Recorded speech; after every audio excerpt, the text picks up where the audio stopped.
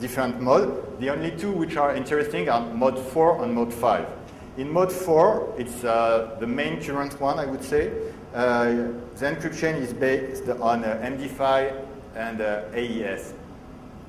And computation is quite intensive to check the password. As you can see, you have to do, for instance, there are two kinds of password, but we don't care about it. For the user password, /u, you do 1 MD5 and 20 RC4.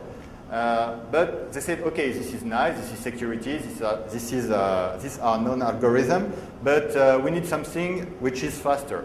So they created the type 5 encryption, which is mainly based on AES and 256-bit version of AES.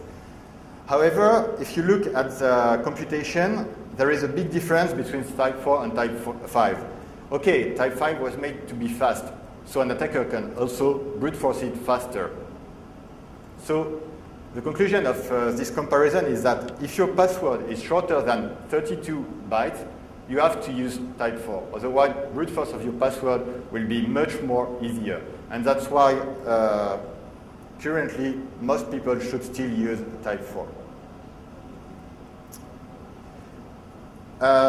Another interesting part in Adobe's security model is trust.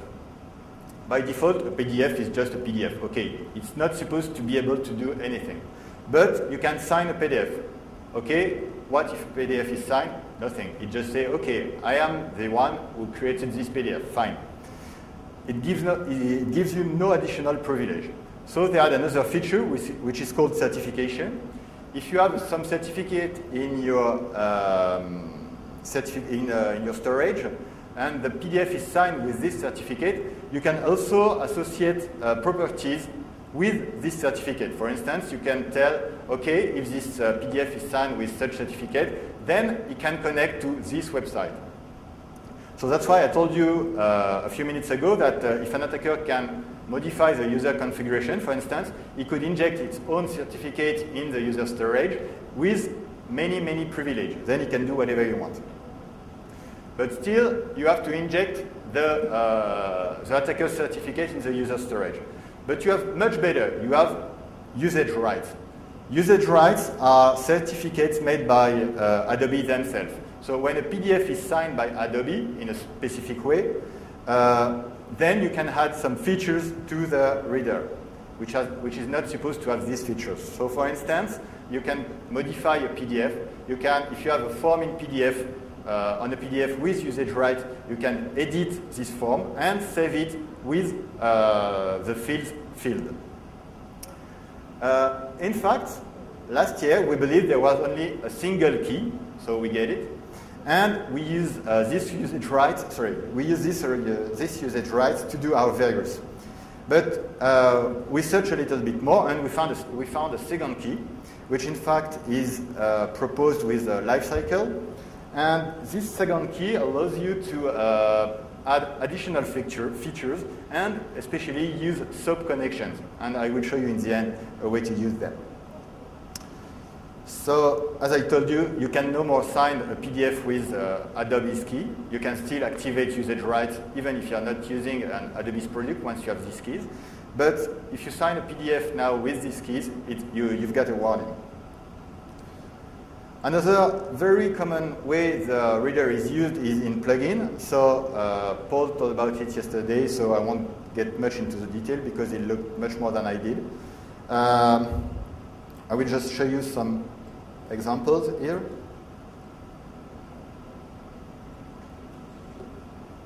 Okay. Oh, no, I don't care.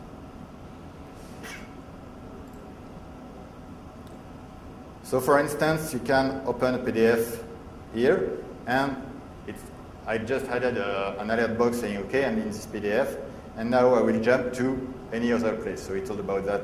Oh no, I won't because I am not connected.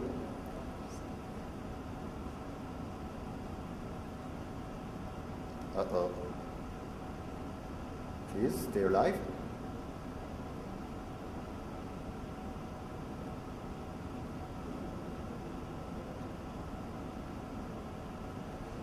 Okay.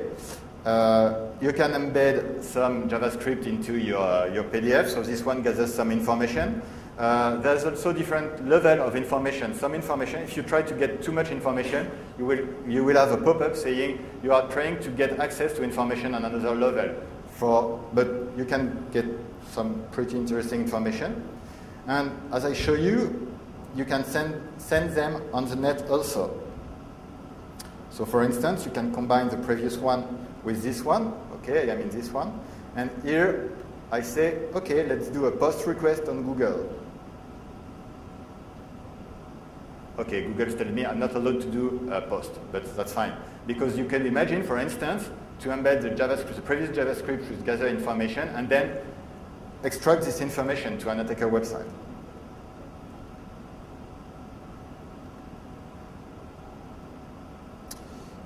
Okay. So the main difference between using Acrobat into a plugin or into a file like this one is the warning. And usually you don't want to have warning because you want your attack to be silent. So for instance, if I open this connection, you see I've got some warning telling me, hey, this PDF is trying to connect to a blah, blah, blah. Okay, just for the fun of it, let's say do it. And in this PDF, I just connect to another PDF and say, okay, download it, and it's immediately open, and this one use the launch action I told you about, which starts the calculate. But each time you see you've got a warning. So mainly security in Adobe is based on whitelist, blacklist, and warnings. So mainly you have to trust users, which of course you do.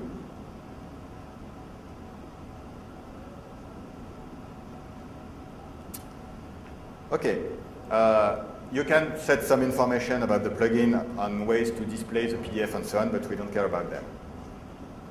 Okay, let's get to another point. Now you want to use a PDF to get information. So there are two ways. Either you want to protect the information inside the PDF, or either you want to extract the information into the PDF. Let's go into that. Let's say I'm a bad guy and I want to write a virus, and I want to send a bad PDF to someone, so I'd like to have the payload executed as fast as possible. Which is fine with PDF is that you have usually lots of ways to do the same things.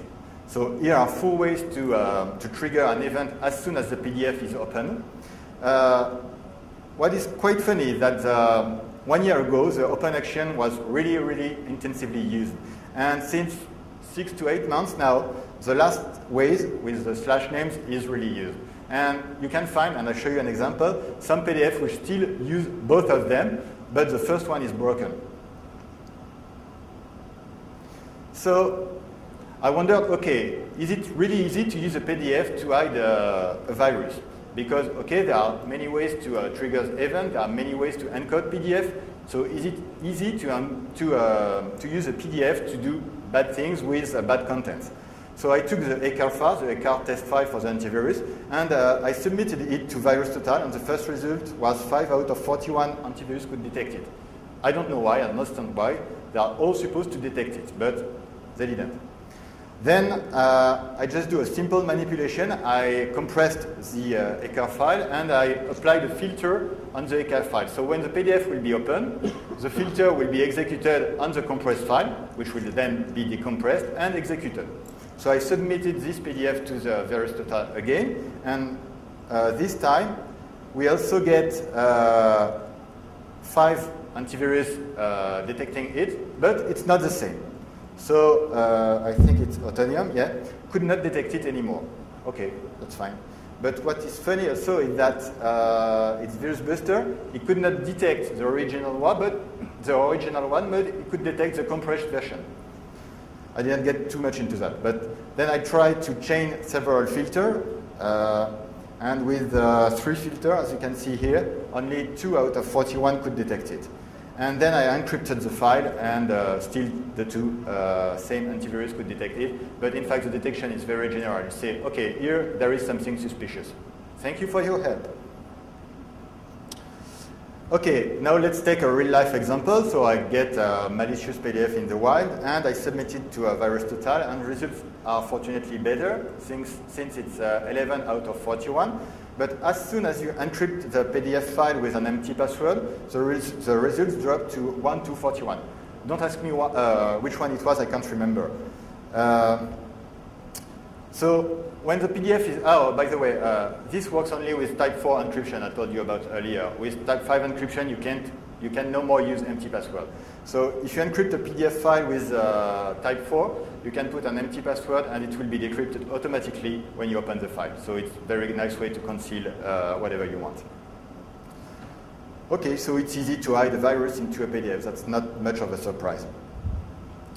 Okay, let's do the nice guy now. I receive a PDF. I'd like to know what's happened in this one.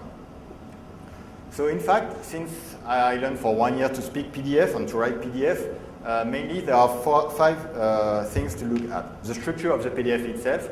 It means how many objects are inside. Are they using object streams? Are they using many things like that? So you look at that. Then we also look at the properties, what we call the properties of the file. Is it encrypted? Does it contain attachment, for instance? We also looked at the various ways to trigger events, so additional action or open action, things like that. And are there some actions available in this PDF? Because if there are action, it means the PDF is dynamic, and as soon as it's dynamic, there is probably an issue. So the first idea was very stupid. We took a PDF and we do pattern matching inside the PDF.